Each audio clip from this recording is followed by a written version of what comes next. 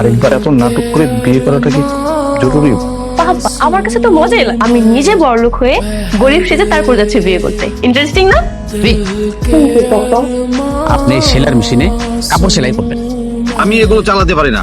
চালাইতে হবে না, খালি একটু কুট কুট কুট কুট কুট শব্দ করবেন। করেন তো। হচ্ছে কি, আমি কি করবো?